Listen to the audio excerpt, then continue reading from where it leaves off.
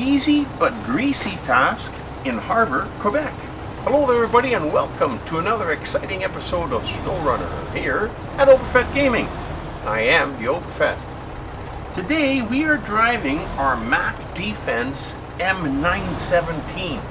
We're driving it in a mission they call easy but greasy. Don't ask me why. And we are going to attempt to deliver a fuel carrier semi-trailer that we're picking up here at the Oil Refinery in Harbor. And we're going to go and deliver to the new plant's repair site. Now we're about halfway across the map in width, fairly close to the top. We got to come down a little bit, cross the ice, and then go back up again at an angle towards the new plant's repair site. It's quite a drive, I kid you not, and it's going to be a little tough. It has a few difficult areas in there, so stay tuned for that. We got some really exciting little trips down snowy, icy mountains. Anyhow, as you're coming out this Oil Refinery, the snow is quite deep in some places, and it's usually best just to stay in the middle of the track that you're driving on. Because if you go off this track a little bit, then you're going to get into even deeper snow. Now, this fuel carrier semi-trailer dictated a low saddle, so we had to pick the Mack Defense because it's the best truck we've got with a low saddle. I believe he's got a high saddle capabilities too. Now, we've got some other trucks that can have a low saddle, but the Avonhorn, the Kenworth, the Plaid, all the bigger trucks they only have high saddle. So we decided to take the Mack, figuring it would probably be the best truck for this job. Now, we're going to do quite a bit of traveling over ice, so you got to be aware of what's good and what's bad. Now here, I should be turning to the right, and I was planning to go around these rocks and then up the hill, but didn't realize that the ice was going to break underneath me. So before you go in too deep, just back it up and go in a different direction. If you get in too deep and there's nothing to winch on, then you're kind of lost. You're going to have to send out for rescue vehicles or sit there and cry, I suppose. I've done that before with some of the episodes that I've had, but we're getting better, you know.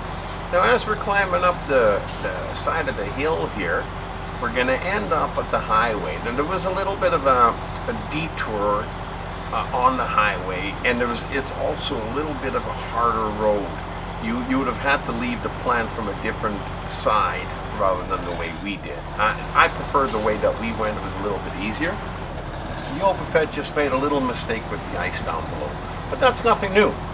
Now here, oh come on baby, you can do it. We're going to climb up this last little bit, and we're going to be back on, well, I don't know if you can call it the highway.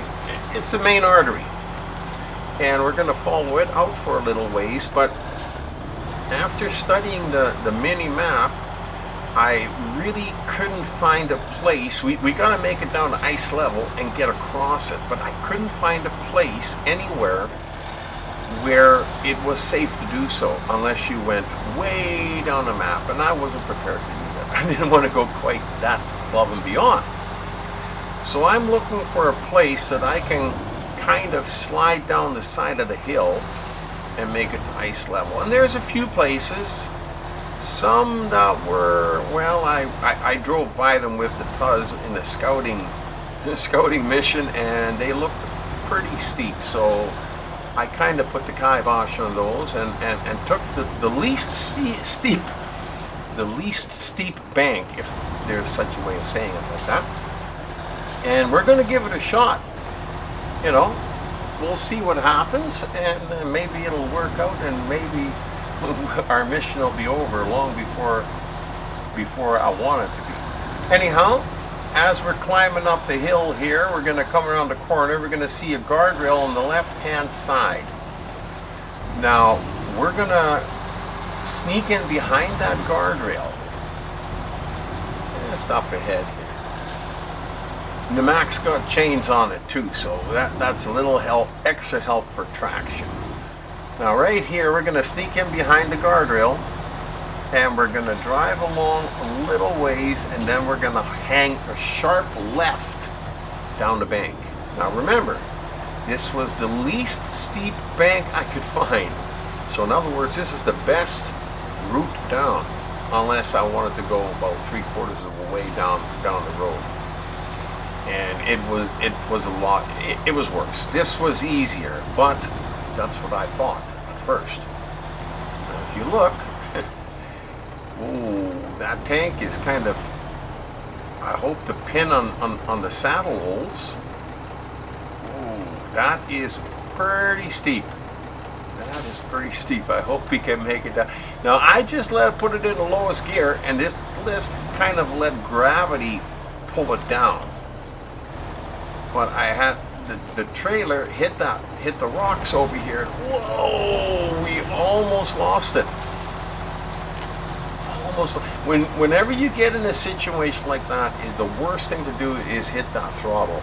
Keep the throttle off and let it go by itself, and use the brakes minimal amount. Anyhow, we got down to the bottom of the hill, and through the magic of video editing, we pushed the time ahead and fueled up, because we got a full tank now.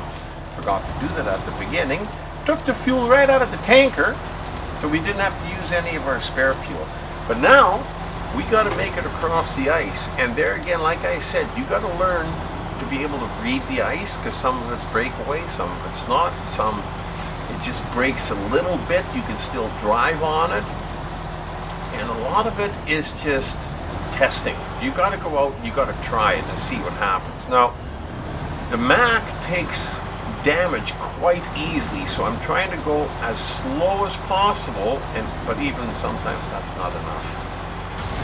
As you can see here, we take a little bit of damage, and we just keep trying to take it easy. Now we got to get across there, and then you can see there's a big opening in the ice. We got to get around it and go to the right. Now the old Tuz is sitting there pointing the way for us, but that doesn't do us a lot of good if we are going to break through the ice here again. Boy, I tell you, it's real touch and go trying to cross this ice. A real risky ice crossing. There's many places that you could fall in. Then just make a little turn here, and you can see there's some tracks up. Now, I keep saying if there's a bunch of tracks on the snow. Whoa! Something made that trailer jump.